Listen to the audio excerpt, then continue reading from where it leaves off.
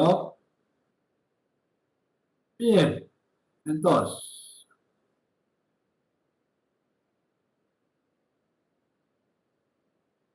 vamos a empezar a hablar de estática, fuerzas y torque.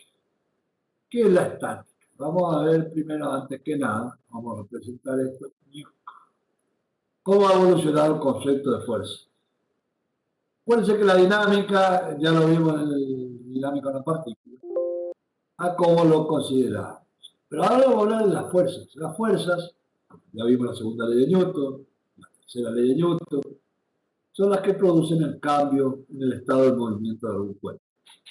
Aristóteles, Galileo, Newton, ya tuvieron definiciones de fuerza. Aristóteles, hace muy por la baja, decía que había diferencia entre movimientos. Había los movimientos naturales y los no naturales. Los naturales decían que no se precisan de la existencia de fuerza.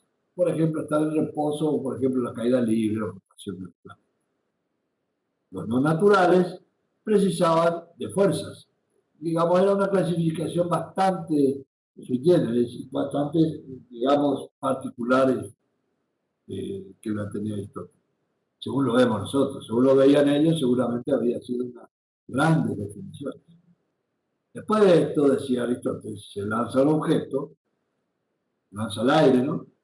La fuerza existirá mientras exista el movimiento, después ya no existía más la fuerza.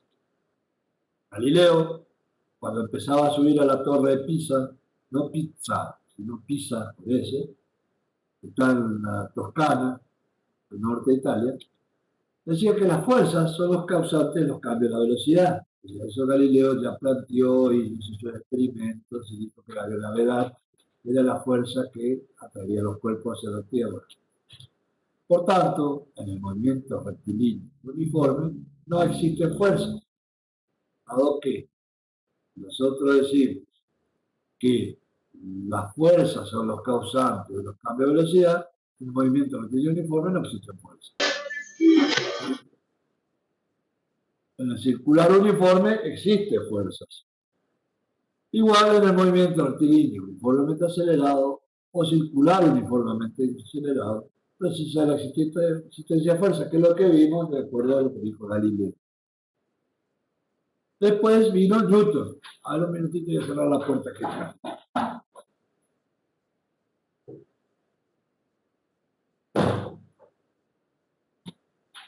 Después vino Newton. A diferencia de Newton con Galileo, es que Newton hablaba latín y griego. Por lo tanto, publicaba. Y Galileo solamente hablaba italiano. Por lo tanto, no llegaba a hacer publicaciones internacionales. O sea, Newton decía que además de las fuerzas por contacto, que es la que vimos en los carritos, de los resortes, existen fuerzas que actúan a distancia. Por ejemplo, la fuerza gravitatoria. ¿Por qué los planetas se mueven? Las fuerzas magnéticas. ¿Por qué los imanes se repelen o se atraen? O las fuerzas electrostáticas. Y también dijo Newton, cuando le cayó una manzana en la cabeza, que el peso de los cuerpos es una fuerza donde uno de los objetos siempre es la Tierra. La Tierra y la manzana. La Tierra y nosotros. Ese es el peso de los cuerpos. Y allí produjo lo que es la definición de la gravitación universal. Entonces, hoy definimos fuerza como toda acción capaz de cambiar el estado de reposo del movimiento. Es decir, producir una aceleración o de producir alguna información que el cuerpo se deforme, producir achataduras o lo que fuera. Va a producir una definición, o sea, va a producir el efecto que tiene una fuerza sobre el cuerpo. Y la parte de la física que estudia la fuerza, hemos dicho que la dinámica, que ya la estudiamos también. Estaba haciendo un repaso de los temas anteriores. Las fuerzas son vectores, dijimos. Ustedes estudiaron ya al principio que la fuerza es un vector, pero ¿por qué? Porque la fuerza tiene módulo, tiene dirección, tiene punto de aplicación y tiene sentido. Fíjense qué diferencia hay entre dirección y sentido. Vamos a poner, ¿qué es la dirección? La dirección es la recta por la que se puede mover el vector.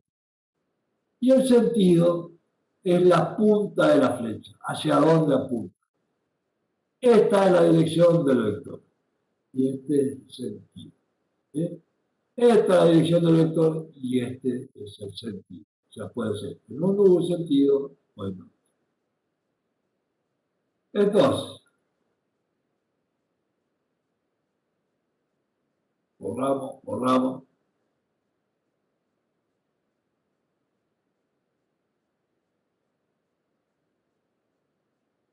Entonces, un vector queda definido por módulo, dirección, punto de aplicación y sentido.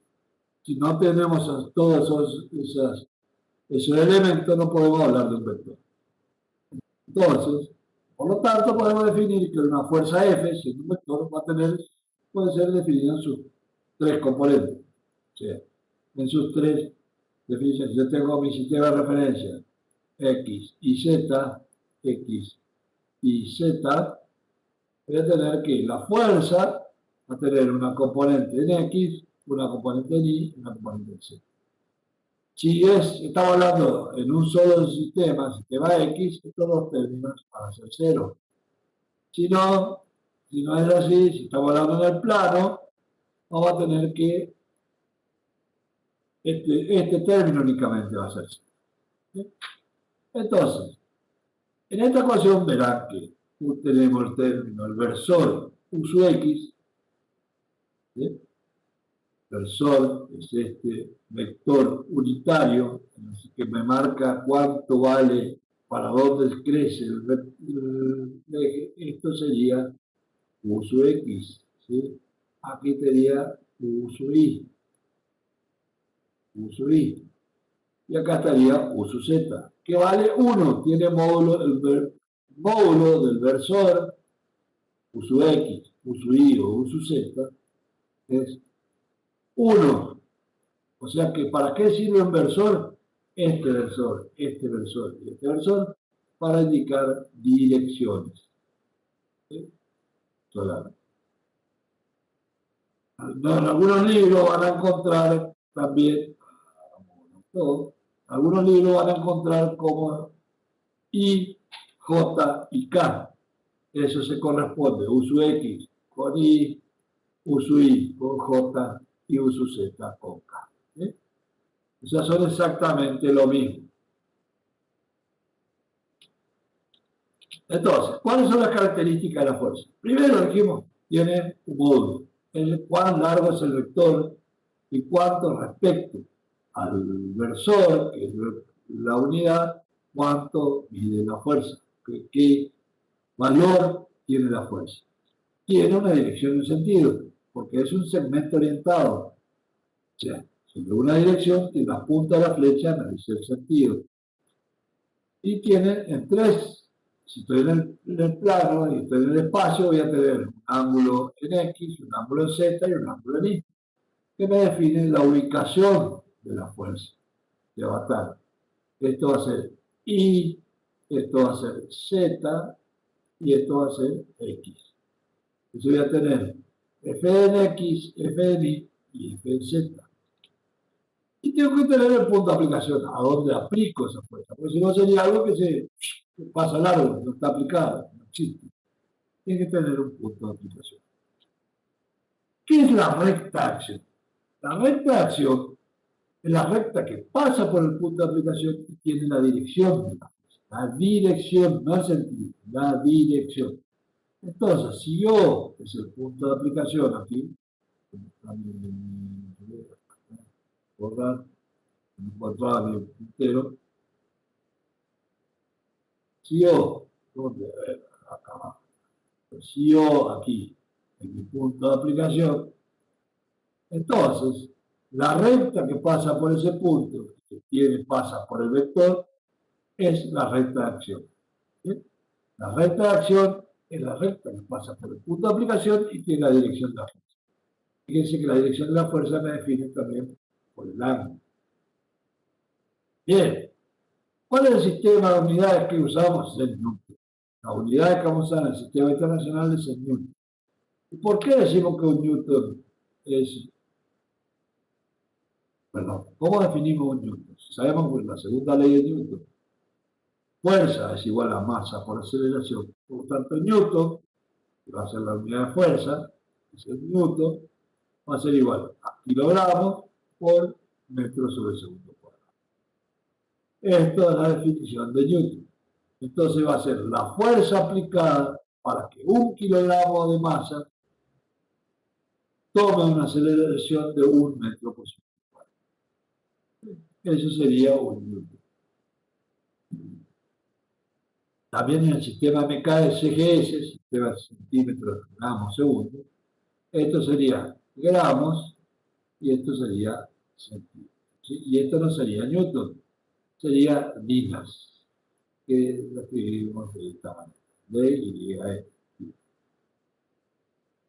Pero eso ustedes tienen todas sus transformaciones de unidades, tienen todo tipo de. Otra unidad muy importante que vamos a usar es el kilogramo fuerza. Fíjense, el kilogramo fuerza,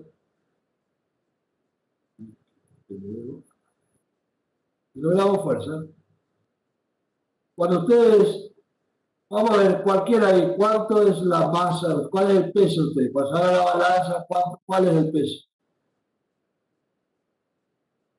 A ver, cualquiera que me quiera hablar, digamos peso cualquiera, o miéntanme. 53. ¿Cuánto? 53 ¿Qué? kilogramos. ¿Kilogramos? ¿Kilogramos? Pues no, diría el chavo. Tu peso, en realidad, es 53 kilogramos fuerza.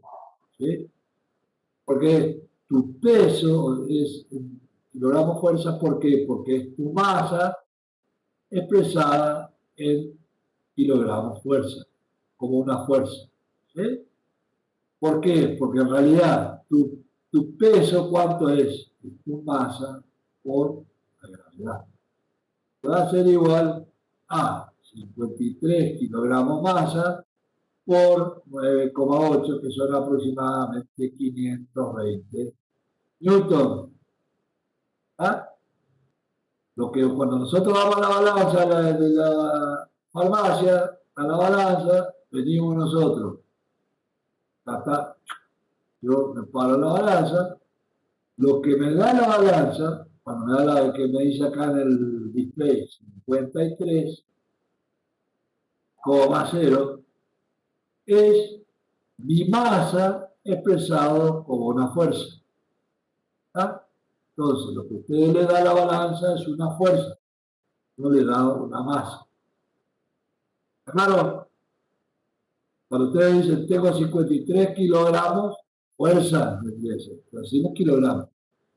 Y un kilogramo de fuerza, cada kilogramo de fuerza equivale a 9,8 newton, porque es lo que está multiplicado acá por la gravedad. Si fuera un kilogramo por 9,8, ¿cuánto le da? 9,8 ¿qué? Newton. Entonces, esta es la igualdad de un kilogramo de fuerza igual a 9,8. Bien, sigamos.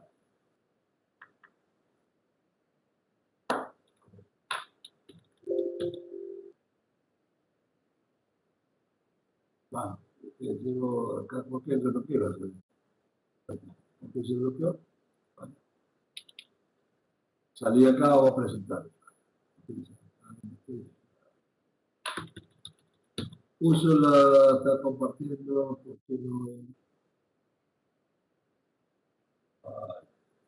Vamos a ver. Un minutito. Usé la tableta esta.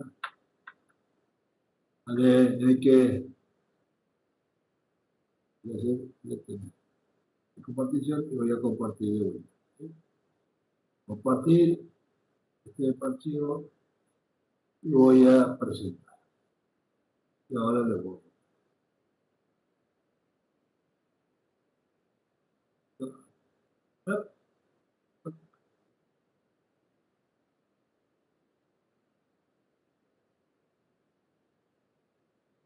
Entonces, le voy acá, metro kilogramos por segundo, 9,8. Sigamos. ¿Qué es el principio de transmisibilidad? Si yo tengo acá vamos a decir que este es un Corsita roja. Y tenemos que empujarle para que arranque. Es lo mismo empujarle que tirarlo. Siempre que el efecto de la fuerza sea a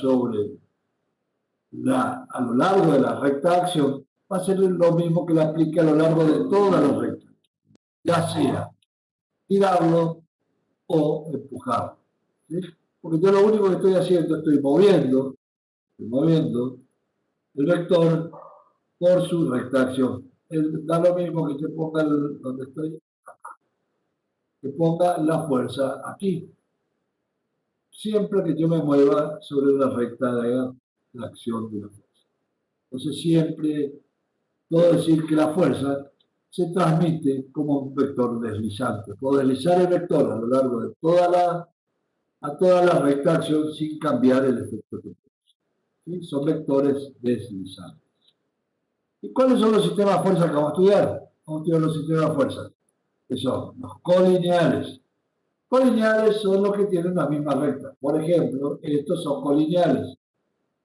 Todos los de este lado son en una dirección de igual sentido. Y todos los de este lado son de la misma dirección, de igual sentido. Ahora, cuando yo tome todo este sistema, voy a tener de sentido contrario. Estos son en un sentido y estos van a ser en otro sentido. Las fuerzas paralelas pueden ser sentidos iguales o sentido contrario. F1 y F2 están en sentido igual sentido, hacia abajo. Pero si no existiera esta F3, todo el sistema se caería. ¿Sí? Por tanto, estos son sistemas paralelas, pero de sentido contrario. Igual que el paralelo a este. Aquí está haciendo una fuerza hacia arriba, el pano, la pizza, está haciendo esa fuerza hacia abajo y él tiene que hacer la fuerza hacia abajo. Son fuerzas paralelas de sentido contrario. Y tenemos las fuerzas concurrentes. Ustedes saben cómo funciona el canal de Panamá. Canal de Panamá. Canal de Panamá es un canal que cruza del Pacífico al Atlántico al Atlántico al Pacífico. Y viene un barco, está acá, y el canal tiene, acá al costado tiene dos trencitos. ¿Sí? Que atan al barco a los dos trencitos. Y los dos trencitos están avanzando a la misma velocidad. Por lo tanto, este barco va a avanzar en este sentido. Cuando el barco se acerca a este, estira más el trencito del otro lado. Así pasa, así. Y esas son fuerzas concurrentes. ¿Sí? Estas dos fuerzas, F1 y F2, lo que logran es la suma para que se logre una fuerza resultante o fuerza neta. El barco avanza a través del canal. Y esto es una fuerza concurrente, un sistema de fuerza concurrente. Bien.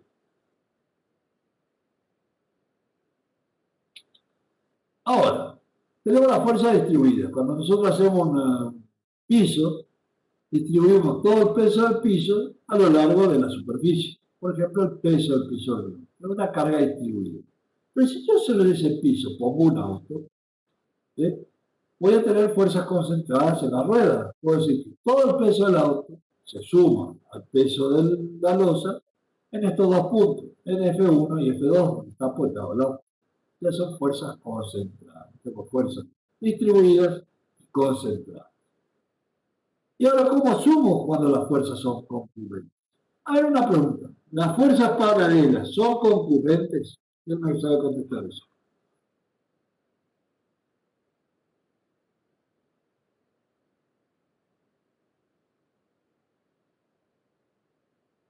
De a uno contestan siempre, no contesten todos juntos.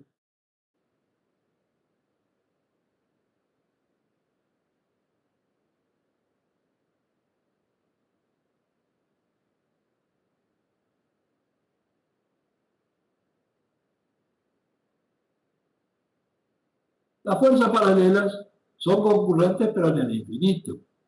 ¿Sí? O sea, no, por eso decimos que se unen en el punto propio o en el infinito.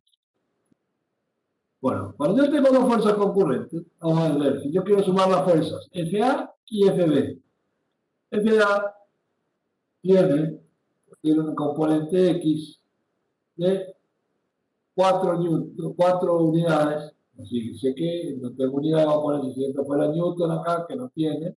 Si esto fuera Newton acá, falta por acá ese Newton. En el gráfico falta determinar eso.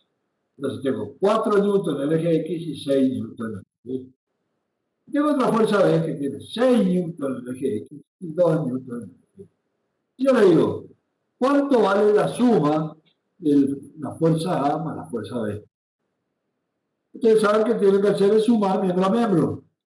Hacen que va a ser 10 newton en el eje X y 8 newton en el eje Y. Eso sería por el método, digamos, analítico. Hago la suma de las componentes del eje X y me da la Rx. La suma de los componentes del eje Y me va a dar RI.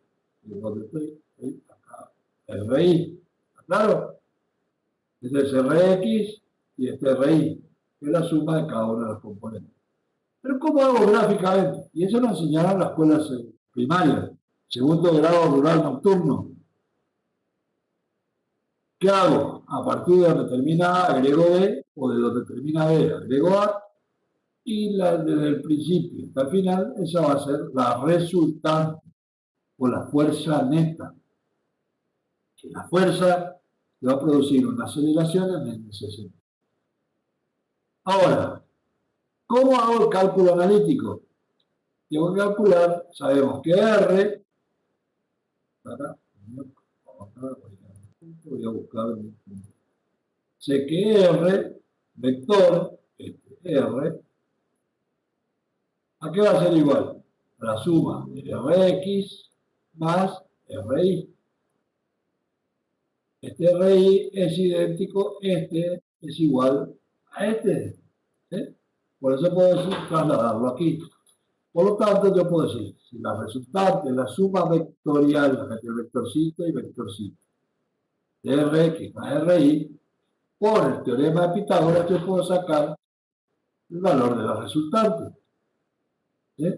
Ahí tengo el valor de la resultante, pero esto es el módulo, ¿sí? El módulo de la resultante.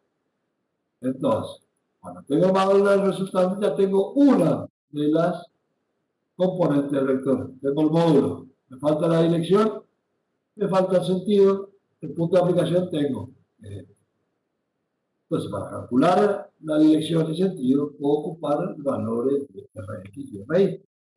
Y esto es Ri. ¿Sí? Puedo decir que este ángulo, esta X, puedo calcularlo por cualquier relación que yo quiera. O sea, opuesto, que es Ri sobre R, va a ser la tangente. Por lo tanto, el arco tangente va a ser ocupando Ri. O puedo ocupar Rx, que va a ser la adyacente sobre la hipotenusa, va a ser al coseno de teta x. Teta x va a ser el arco coseno de Rx. Y así puedo ocupar cualquiera de los valores, o cualquiera de las funciones. Pero entonces tengo que determinar el módulo y tengo que determinar el sentido y el punto de aplicación donde está la fuerza. Una vez que defina todo eso, tengo definido mi vector. Entonces, ¿qué es la equilibrante de un sistema de fuerzas? Yo tengo la resultante. Para que un sistema esté en equilibrio, la resultante calculo como el método gráfico, esta va a ser la resultante. Entonces, el resultante produce el mismo efecto que todos los demás vectores del sistema. Yo puedo reemplazar F1 y F2 por R y va a ser el mismo efecto sobre el sistema. Pero este sistema se va a mover en la dirección de R. Si yo quiero que esté en equilibrio, no se mueva, que se mueva a velocidad constante, tengo que aplicar una equilibrante. La equilibrante es de la misma magnitud y dirección que la resultante, pero sentido contrario. Por lo tanto, la suma de las fuerzas es igual a 0. Equilibrante del sistema. Cuando nosotros queremos levantar algo, queremos ocupar una llave, queremos usar el destornillador, queremos sacar la rueda, queremos abrir la puerta. ¿Qué estamos queriendo aplicar? Estamos queriendo aplicar un movimiento rotatorio a un punto, ¿sí? Por lo tanto, cuando queremos aplicar un movimiento rotatorio, vamos a aplicar un torque. Vamos a definir torque o momento de una fuerza como una magnitud que mide la capacidad de efectuar un giro.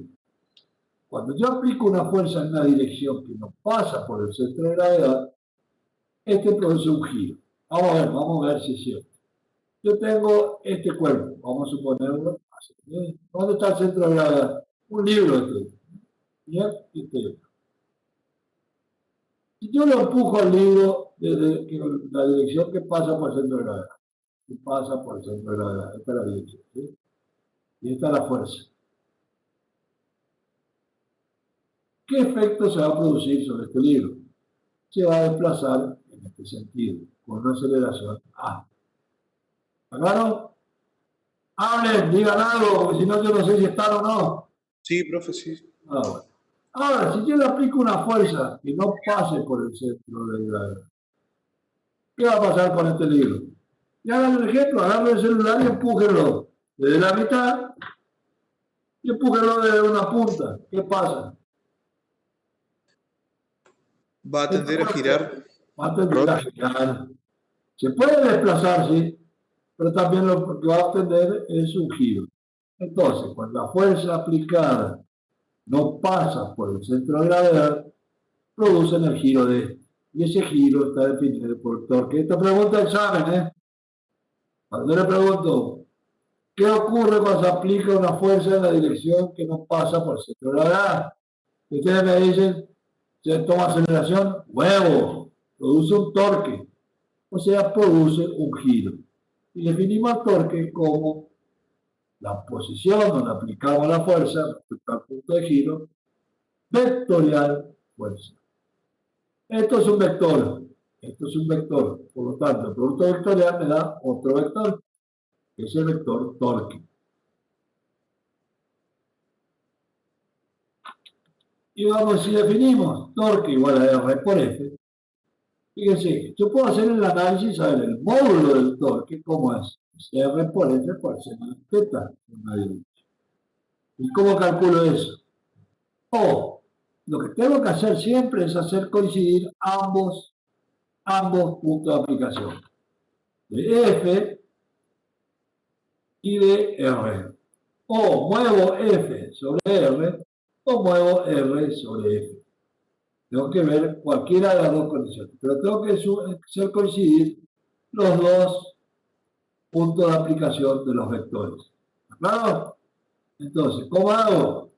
En este caso yo voy a hacer, tengo R y tengo su punto de aplicación aquí. Lo que tengo que hacer es poner F sobre su mismo punto de aplicación. O sea, corro F hasta que coincidan los puntos de aplicación. Y θ va a ser el ángulo sumado de R a F. ¿Está claro? Entonces puedo hacer el módulo de R por el módulo de F por el seno de F. Fíjense, si yo tengo ahora que esta es R, esta es R, o vamos a hacer así, yo tengo este cuerpo, más fácil, vamos a hacer este cuerpo, acá tengo un tornillo, y yo le aplico una fuerza en este sentido, aquí. Tengo una fuerza a la partida, aplico una fuerza F. Este es R, este es el punto de giro. Yo quiero calcular el torque en el punto O. Este sería el eje de rotación, acá sería el punto O. ¿Sí? En este caso, este ejemplo vamos a calcular. Yo lo que hago, calculo, o sea, hago coincidir los puntos de aplicación. Esto es R y traslado F sobre R. O sea, hago coincidir el punto de aplicación en O y este sería F. ¿Sí? ¿Y cuál es el ángulo? El ángulo es de R a F contrario a la aguja del reloj. Este es el ángulo. Entonces, este seno, ¿cuánto le va a dar? Le va a dar positivo. porque es menor que 180 grados. Y este ángulo, ¿cuánto le va a dar? Negativo, porque es mayor que 180 grados. Entonces el torque tiene dos signos, un signo positivo y un signo negativo. ¿Qué significa eso? Que el cuerpo puede girar en un sentido, bueno, entonces, sabemos ahora que el torque, cuando estoy, el torque, el torque, el torque va a tener sentido positivo o negativo. Fíjense, pero eso sería calculando el analítico. Pero si no, yo puedo decir, el torque es igual a fuerza por brazo palanca. También puedo decir. Puedo decir que el torque va a ser igual. Torque va a ser igual a fuerza por brazo palanca. Tengo que definir qué es el brazo palanca. Primero, el brazo palanca también es la menor dirección entre la recta de acción de la fuerza y el punto de aplicación. ¿Cuál es la menor distancia entre un punto y una recta? ¿Cuál es la menor distancia? La distancia perpendicular, que es lo mismo que esta. Y este es el brazo de palanca. Este es el brazo de palanca, que es R por seno teta. Entonces, si ustedes quieren calcular, si conocen R, conocen teta y conocen F, pueden calcular por gráfico, sería calculando el brazo de palanca y aplicando que es la dirección perpendicular entre la fuerza, la menor distancia entre el punto de aplicación y la fuerza, es esta la menor distancia, claro, la distancia perpendicular a la fuerza que corte al punto de giro. Este es el punto de giro. La fuerza que hace sobre este punto lo hace girar en este sentido, ¿sí? Sentido contrario a la hoja.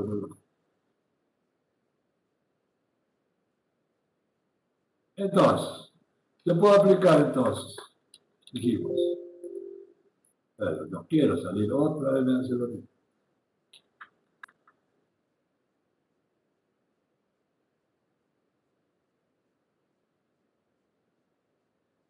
Decir a Castillo que acá en el aula están un montón, están con coronavirus, están caliente, que le pasa a cualquiera.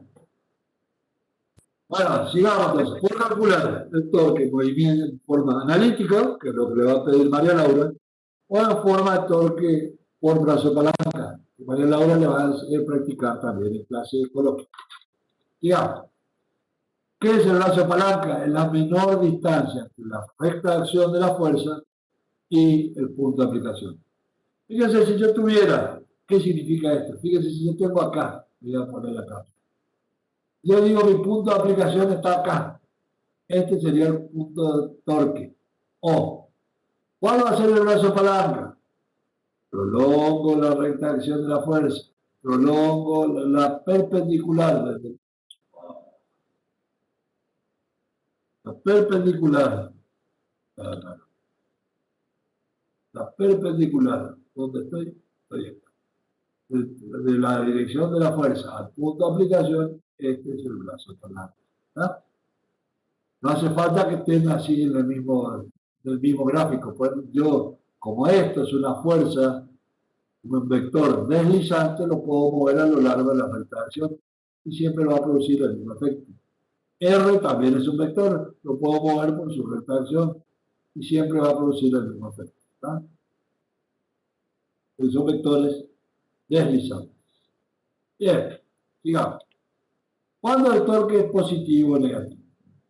Fíjense que cuando ustedes calculen por brazo de palanca, algunos torques le van a hacer girar a la izquierda y otros torques van a hacer girar a la derecha. Por lo tanto, definimos nosotros, ustedes pueden decir cuando empiezan, para mí todos los torques hacia la izquierda son positivos, hacia la derecha negativos. Nosotros definimos para lo que sea antihorario como positivo y lo que tenga haga girar el sentido horario como negativo. ¿Sí? Entonces, aunque no sabe lo que es positivo y negativo, que horario y antihorario, esto sería cuando gira para la derecha, negativo, cuando gira hacia la izquierda, positivo. Ahora, ¿han abierto ustedes alguna vez la puerta empujando del lado de la bisagra y no desde el lado de la manija? No, porque no son tontos. ¿Sí? Lo que ustedes hacen es abrir la puerta del lado de la manija. ¿Por qué? Porque está alejada de la bisagra. Si está alejada de la bisagra, R tiene un valor, a ver, no quise hacer esto, R, voy a decir acá, quiero hacer esto. R va a tener un valor positivo. Si F, la fuerza que usted le aplica, es positiva, entonces va a haber un torque. Si es perpendicular, este seno va a ser 1. Por lo tanto, el torque va a ser máximo. Vamos a ver cómo es eso. Si yo tengo una vara cualquiera y le aplico en un punto R tres fuerzas iguales de igual módulo, F1 igual a F2 igual a F3. Cuando yo calcule el torque, vamos a venir acá. Yo voy a calcular el torque respecto al punto 2 de F1. Lo que hago, traslado F1, hago coincidir su punto de aplicación acá. Entonces, esto es R, esto es R, este va a ser F1, aproximadamente. ¿Y cuál es teta? Va a ser este. De R a F contrario a la hoja del reloj. ¿Sí? Este torque me va a dar negativo. ¿Estamos hasta ahí? ¿Está claro? ¡Abren! ¿Sí? Sí, Voy a profe, se calcular entiende. el torque Sí, de profe. F3. Sí, profe. Bien. Voy a calcular el torque de F3. Hago coincidir el punto de aplicación de F3 con el de R. Lo muevo aquí. O sea, esto es R. ¿Dónde estoy? Esto es R. Hago coincidir F3 aquí. Ahora arriba. F3. Esto es R. ¿Y del ángulo teta cuál es? Desde R a F, teta. Vamos, ¿cómo va a ser el torque? Positivo, pero me hace hacia arriba. ¿Y cuánto es el torque de F2? Hago coincidir. Trazo R, hago coincidir el punto de aplicación con F, voy a cambiar color para que se vea bien. ¿Okay? Acá, el color lo vamos a poner verde. Entonces, trazo R, hago coincidir el punto de aplicación con F, 2. ¿Cuánto es R por F? ¿Cuánto es el ángulo acá? 180. 180. ¿Y cuánto es el seno de 180? Rápido con la calculadora ahí, porque eso es difícil, ¿eh? 0, profe. 0. Entonces, Cero. esta fuerza, ¿qué pasa? Esta fuerza no produce torque. ¿Sí? ¿Por qué? Porque si bien, como pasa por el punto de aplicación, ¿qué significa? Que R es igual a 0. ¿Sí? Entonces, yo voy a decir que el ángulo tiene que ver con el torque. Fíjense, esta fuerza me está produciendo un torque negativo. Y esta fuerza me está produciendo un torque positivo. Pero a su vez, si las dos fuerzas tienen el mismo módulo, ¿sí? ¿Cuál de las dos está ejerciendo mayor torque? Y va a ser función de teta, del seno del ángulo, porque F es igual a R. F es constante. Acá lo vemos acá abajo, ¿sí? Y R es constante, está aplicado en el mismo punto. Entonces, ¿cuándo va a ser mayor el torque? Fíjense, ¿cuánto vale el torque de F2? 0 dijimos. ¿Cuánto vale el ángulo de F3? Positivo. ¿Cuánto vale? No te pregunté el signo. 90 grados. 90. ¿Cuánto es el seno a 90 grados? 1. 1. 1. ¿Hay alguna posibilidad que este valor sea mayor que 1 el seno de teta? No. No. Por lo tanto, cuando la fuerza es perpendicular a R, es el mayor valor del torque. El torque va a ser máximo cuando teta sea 90 o 270. ¿Por qué? ¿Cuánto es el seno de 270? 1. Ah, sí, macanudo. Ahora, ¿cuánto es el seno de 270? Menos 1. Menos 1. Menos 1, ¿sí? O sea, el torque va a ser máximo cuando es 1 o menos 1 el seno de teta. ¿Sí? Todos los otros ángulos van a producir un torque menor, sea mayor o menor que 90. O sea, todos los otros ángulos van a producir un torque menor menos este. Todos los otros ángulos van a producir torque menor menos este. ¿Está claro? Sí, profe. Entonces, la pregunta es, a ver, vamos a ver si me parece que está en la próxima transparencia. Fíjense, este gráfico está mostrando que cuando yo aplico esta fuerza y tiene un ángulo de aplicación que no es perpendicular, usted va a tener que hacer más fuerza para tener el mismo torque. ¿Sí? ¿Cuándo es mayor el torque? Cuando el ángulo es 90 grados o 12. Yo aplico la fuerza en un ángulo determinado, el torque con la misma fuerza va a ser menor. Bien, vamos a romper acá, vamos a borrar todo. ¿Cuál es la próxima? ¿Cuáles son las fuerzas que no producen torque? Van a ser las fuerzas paralelas al brazo de palanca, o sea, cuando θ igual a 0, como F1, o θ igual a 180, como F3. Porque si esto es R, ¿sí? Y esto es R, las fuerzas son paralelas. Ahora, tampoco producen fuerza, torque, aquellas que pasan por el eje de rotación. Este es el eje de rotación, el punto de rotación, este va a ser el eje de rotación. Si fuera derecha, ¿no? Esta fuera, si esta recta fuera una recta realmente, a ver, regla, sería una recta.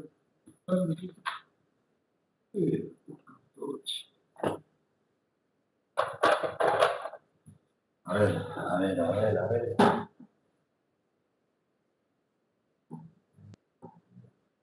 Más fuerza de regla. Esa es el lápiz.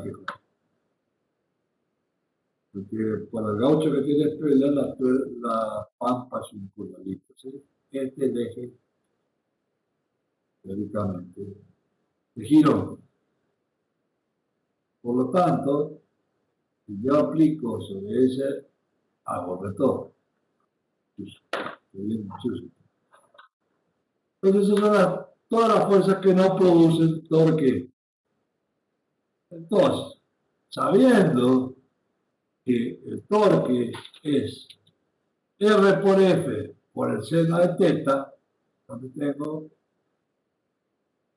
o R vectorial F, cuando hago esta situación, R vectorial F, si R no es 0 y F no es 0, o sea que tienen valores, ¿cuándo el torque puede ser 0? La pregunta de examen puede ser, si R y F no son nulos, ¿puede ser el torque nulo?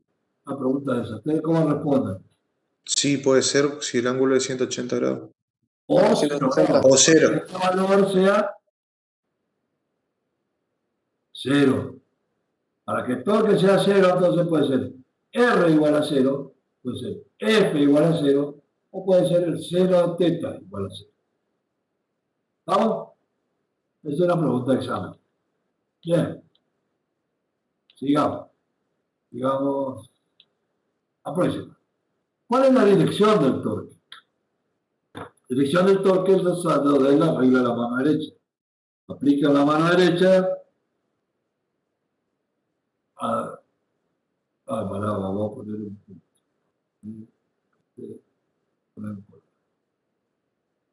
Entonces, aplicando la regla de la mano derecha, ustedes lo que hacen, no voy a ver para mostrarme, para que yo vea, ¿en qué, para dónde gira? Coloca la mano derecha para la palma de la mano en el eje para donde gira. Si gira para allá, el dedo gordo le está diciendo para dónde gira. Ahora, si gira para el otro lado, debe poner la palma para poder girar del otro lado. Porque al revés, por tanto, el torque va a ser en el otro sitio. ¿Sí?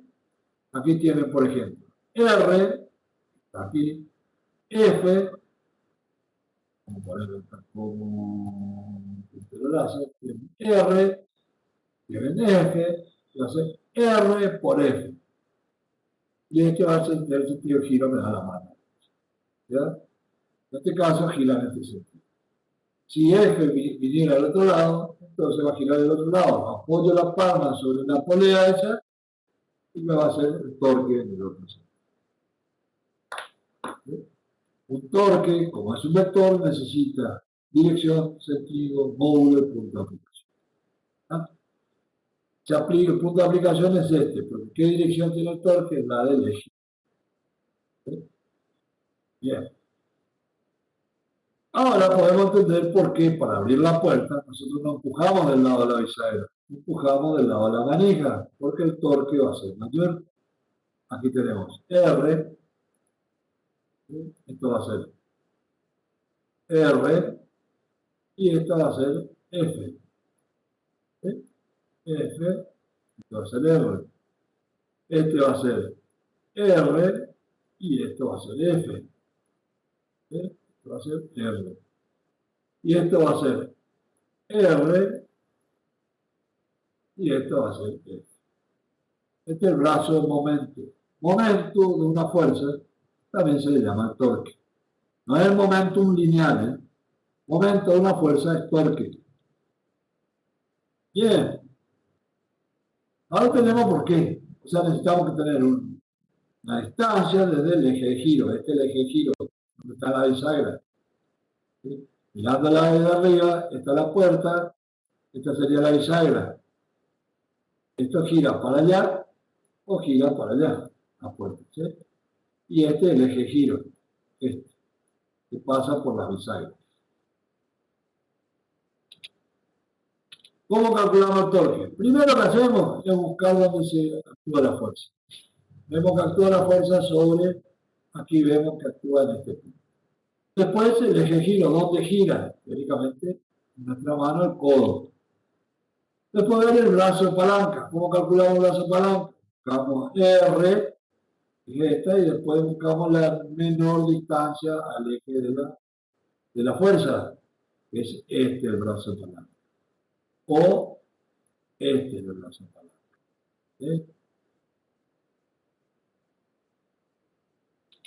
Después, ahí que sabemos el brazo de palanca, buscamos el ángulo.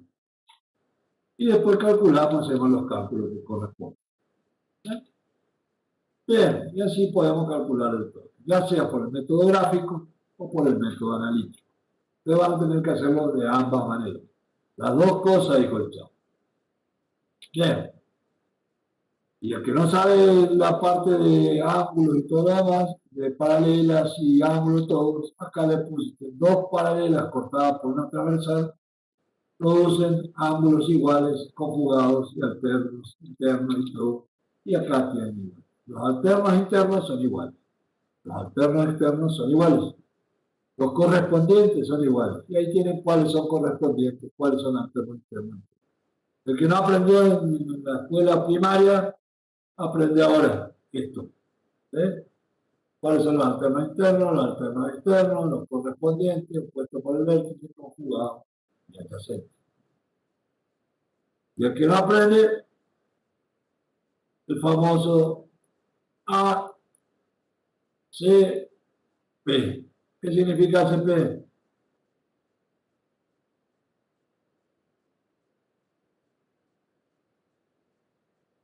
¿Nadie sabe?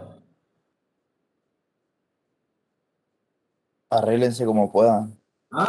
Viste, está bien. Entonces, si no aprenden a joderse, vendría a ser.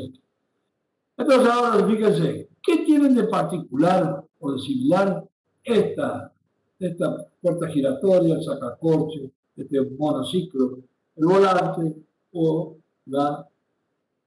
el llave cruz esta, o cuando usted abre la canilla de la casa para tomar café? Tienen de particular, que tienen de similar, es que se aplican una fuerza igual a otra en sentido contrario. Se aplica una cupla o par de fuerzas. Dos fuerzas paralelas de igual módulo, pero en sentido contrario, aplicadas sobre un eje rígido, sobre un sólido rígido, perdón, forman un par de fuerzas. Supongamos, si yo tengo una fuerza en este sentido, tengo otra fuerza igual sentido, pero en igual dirección, pero en sentido contrario. ¿Sí? Yo pongo mi eje en este sentido. Yo pongo, esta no, esa de arriba no, me salió para ejes. Esta no. ¿Sí?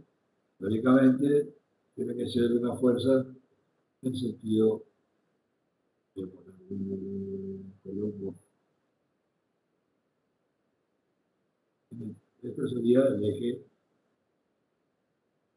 teóricamente, un eje de referencia.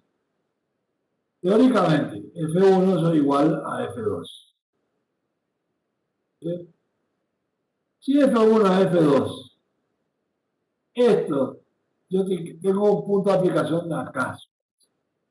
Cuando yo haga la sumatoria de F1, sumatoria de F, ¿sí? ¿A qué va a ser igual esto?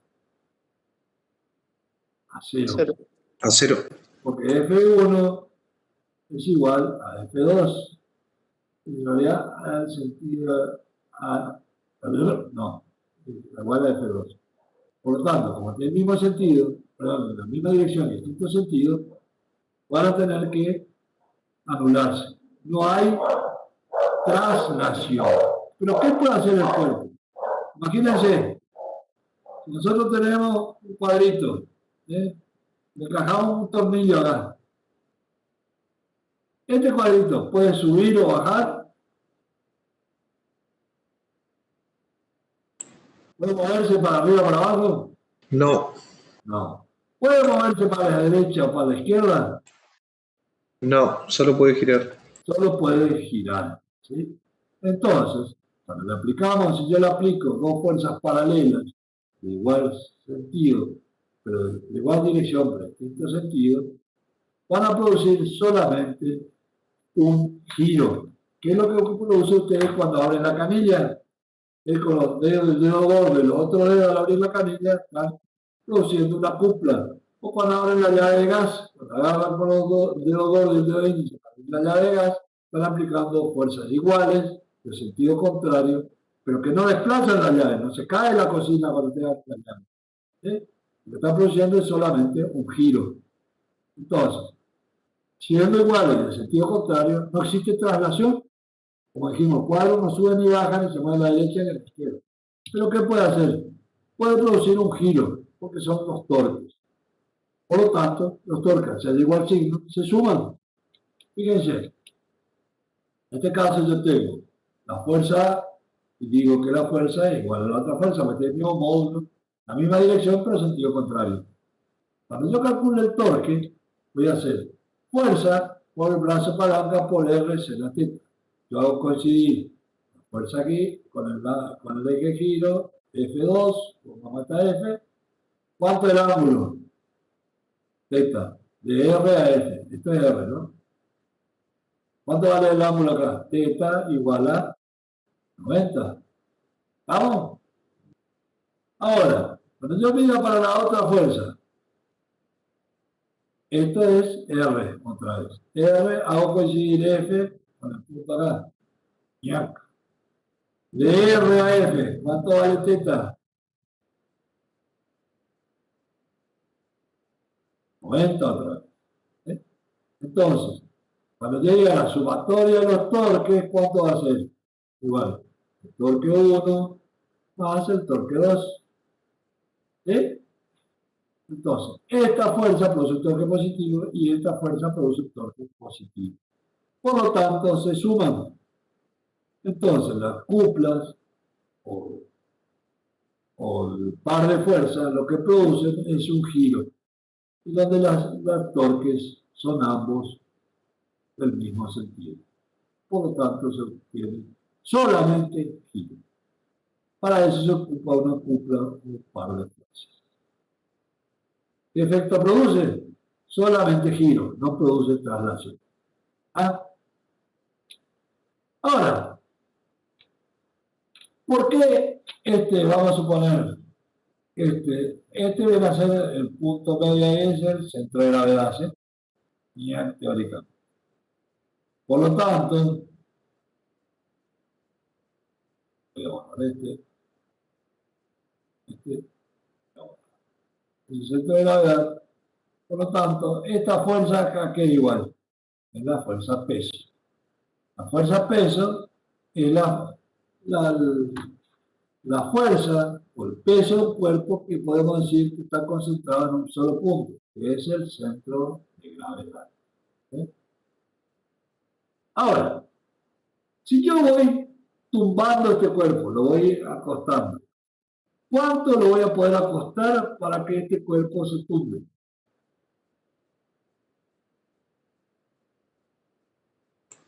¿Cuánto? O sea, voy a ir cambiando el ángulo, que es lo mismo, voy a ir subiendo la base. Voy a poner como está aquí. 45 grados. ¿Cuánto te voy a poder modificar este ángulo, aumentar este ángulo para que esto no se tumbe? Hasta 45. No sabes.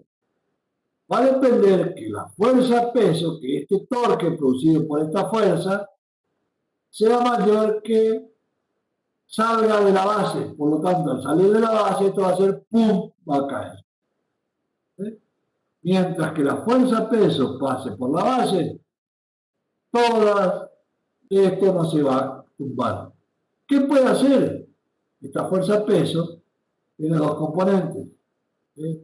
Va a ser una normal y otra va a ser la componente de la superficie. Es decir, la F, o sea, el peso en X, y esto va a ser el peso en Y. O sea, la normal igual al peso en Y. ¿Sí? Normal. Por lo tanto, si esto no tiene fricción, apenas yo le ponga una pendejésima de grado, o sea, un grado, esto ya se va a desplazar hacia allá, con una aceleración. ¿Se entiende? Si no hay fricción. No hay fricción, apenas yo le ponga. Lo mismo que yo atienda. Yo tengo mi lápiz acá en mi celular. ¿Sí? ¿Cuándo se va a empezar a desplazar el lápiz?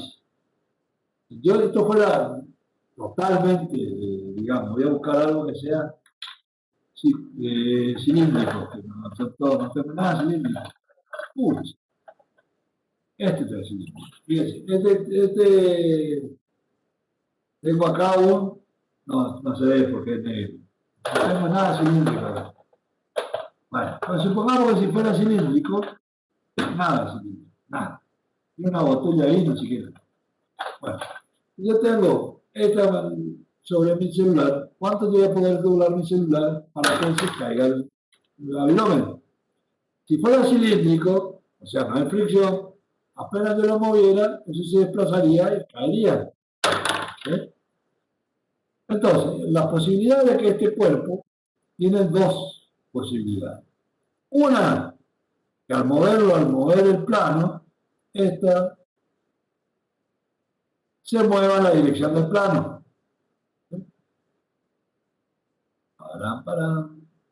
Pluma. Una de ellas es que este cuerpo se mueva en la dirección del plano, para allá con aceleración. Y otra que no, que pueda tumbarse. ¿Sí? ¿Y cuándo va a tumbarse este cuerpo? Acá tengo la fuerza de fricción, ¿sí? Que es dependiente de quién, de la normal. Cuando rompa el equilibrio, Esto se va a tumbar. ¿Cuándo? ¿Cuándo se va a mover? A ver, atienda un poquito. Yo tengo un cuerpo cualquiera. Vamos a ver dónde estoy. Acá. Yo tengo un cuerpo cualquiera. ¿Sí? Le aplico una fuerza acá y le aplico una fuerza acá. Vamos a ponerla así. Los dos están haciendo sobre este punto. Las dos fuerzas están haciendo torque distinto. Esta sobre esta brazo palanca. ¿Sí? Este es el brazo palanca de esta fuerza. Que está queriendo que el cuerpo gire hacia allá. Y este brazo palanca aquí, esta es la fuerza, este brazo palanca, que hace que este cuerpo gire hacia acá. ¿Para dónde va a girar este cuerpo? Y hago, para saber qué tengo que hacer, la sumatoria de los torques. Va a ser torque 1, y esto va a ser el torque 2. Torque 1 va a ser igual más torque 2. Si esto es igual a 0, ¿qué significa? Que esto no gira. ¿Eh? Por lo tanto, ¿cuándo se va a tumbar el cuerpo ese?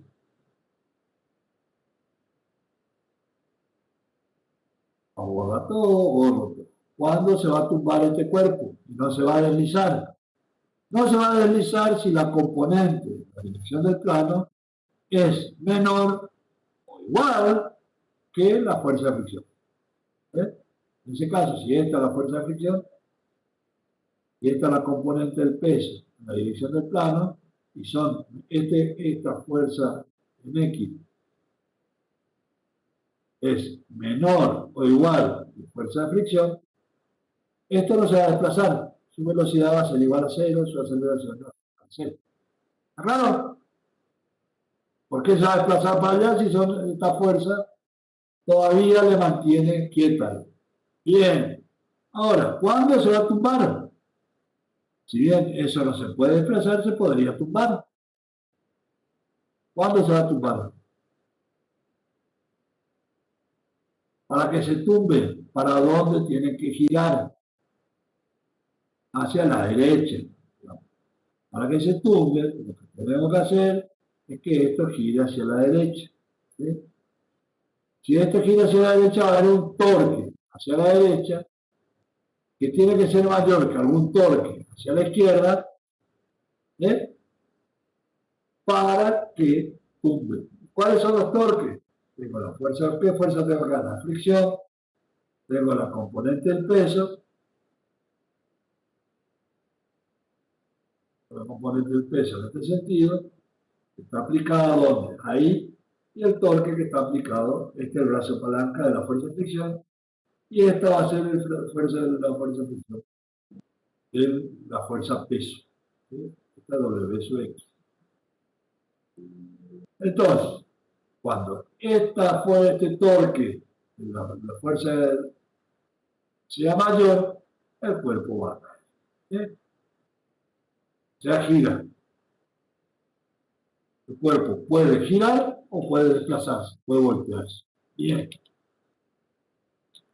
La estática, entonces, estudia el equilibrio de los cuerpos. Aquello que se pone en reposo como movimiento.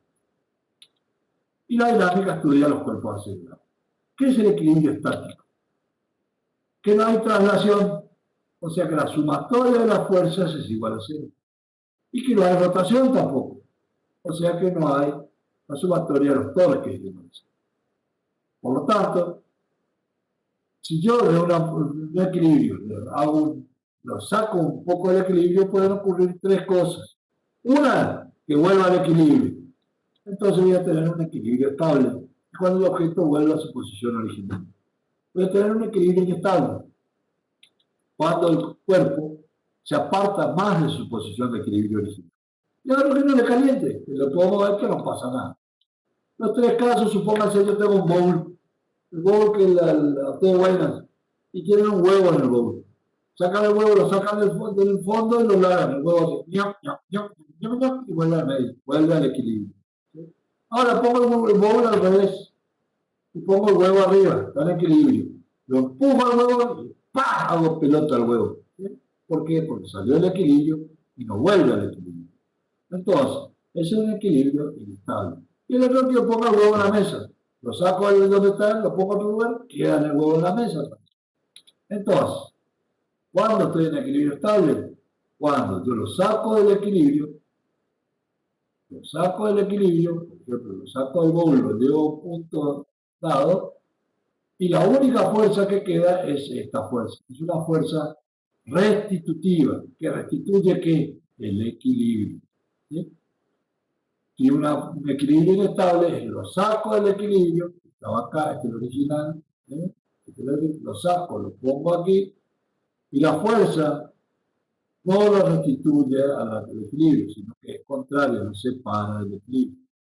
Indiferente lo pongo en la mesa, lo pongo en cualquier parte y va a ser indiferente. En esto las palancas y las poleas son máquinas que se basan en que la sumatoria de los torques es igual a 6. Por ejemplo, las palancas de primer género están la potencia y la resistencia y está el punto de apoyo en el medio. La segundo género y tercer género. Las poleas, ¿qué función cumplen hasta ahora para nosotros? Cambia la dirección de la fuerza si no tienen masa. Y si tienen masa, las tensiones no van a ser iguales. Si hay fricción, tampoco van a ser iguales. Por lo tanto, las máquinas simples, como las palancas, dicen que los torques van a ser iguales. Los torques en un sentido tienen que ser iguales a los torques en otro sentido para estar en equilibrio. Porque si no giran. ¿Sí? Y en una polea, fíjense, los radios, ya cambió el color, mucho. Cambió el color, a ver qué color, vamos a poner el color rojo. Entonces fíjense que los radios son iguales para las dos fuerzas. La fuerza que la banda que yo quiero levantar y la fuerza que tengo que hacer. Entonces lo único que hace es que el torque de la fuerza 1 es igual al torque de la fuerza 2. ¿Está claro? Entonces, cuando tenemos algo colgado, tenemos la tensión y el peso. Llamamos tensión a cuerpos suspendidos o unidos por cuerdas o por cadenas. Estas ejercen la fuerza por la unión. ¿Sí? Eso es tensión. Si el cuerpo está suspendido, por lo tanto, ya termina. Ahora, ¿qué es el centro de masa? Nosotros dijimos que tenemos un cuerpo cualquiera. Si yo lo quiero representar a este, lo represento por un punto donde va a estar concentrada toda la masa. Si este tiene 50 gramos de masa, 50 gramos, ¿dónde están los 50 gramos de masa? No sé, yo tengo que calcular un punto donde yo reemplazo todo este cuerpo por un punto que tenga 50 gramos. ¿Pero dónde va a estar ubicado? Porque tengo que saber su posición X y su posición Y. Tengo que saber su posición, dónde está su R. Por lo tanto, tenemos que localizar el centro de masa. ¿Y cómo hacemos eso? Nosotros sabemos que el peso es masa por gravedad. Cualquier peso es masa por gravedad. Y sabemos que la sumatoria, si yo considero todas las partículas del cuerpo, el peso va a ser la sumatoria de los pesos de cada una de las partículas que forman el cuerpo. Va a ser la sumatoria de las veces I por G. ¿Ah? Por lo tanto, sabemos que la fuerza peso, ¿dónde aplicamos esta fuerza peso? Va a ser en un punto que está definido en X y en Y. ¿Y dónde va a estar eso? Simplemente calculo. El punto R va a ser, o sea, el vector de posición va a ser el vector de posición de cada uno por el peso de cada uno, ¿sí? La sumatoria, sobre el peso de cada una de las partículas. ¿Sí? Se va G con G, me va a quedar que es sumatoria de R sub I, de MI, sobre M. Si yo sé que definí R anteriormente como un vector en función de X e Y, ¿sí? Entonces yo voy a poder definir este RC como un vector X de Y. Simplemente tendría que reemplazar aquí por X y después por ahí me quedaría que el X centro de masa va a ser la sumatoria de los XY, los MI, sobre MI, y el Y centro de masa. Sí, pero ¿cómo hago? ¿Cómo sé de un cuerpo si yo le digo, este cuerpo, ¿dónde está el centro de masa de este cuerpo? Y ustedes me dicen, pongo mi sistema de referencia aquí, y X, y digo, el X centro de masa, sumo los XY y los MI. ¿Y dónde están los MI y los XY? No tenemos los MI. Lo que podemos hacer es seguir el análisis. Y puedo decir que, si yo dije que para calcular el centro de masa necesito la masa, vamos a hacer unas suposiciones. Sabemos que masa es densidad por volumen. Y que el volumen en un cuerpo regular va a ser el área por el espesor. ¿Sí? Esto es el espesor. Esto es el área. ¿Sí? Entonces, reemplazo volumen por área de espesor. Me va a quedar que la masa va a salir ρ por área por espesor. Reemplazo acá arriba por ρ por área y espesor. Me va a quedar que va a ser unas proporcionales a las áreas. Entonces ahora sí puedo calcular de cualquier superficie, si tengo X e Y, y yo tengo el área o la superficie, yo puedo saber dónde está su Y centro de masa y su X centro de masa. ¿Sí? O si el cuerpo es irregular, como este, por ejemplo, ¿qué puedo hacer? Puedo calcular el X centro de masa y centro de masa de la parte 1 y el de la parte 2. ¿Sí? ¿Cuál va a ser? Este va a ser para el cuerpo 2 y este va a ser para el cuerpo 1. Lo sumo y voy a poner. Y así van a poder calcular los centros de masa. Y después este ejemplo ustedes mírenlo para poder, si quieren resolverlo, un ejemplo que le puse para que ustedes lo vean. Preguntas, dudas, reclamos.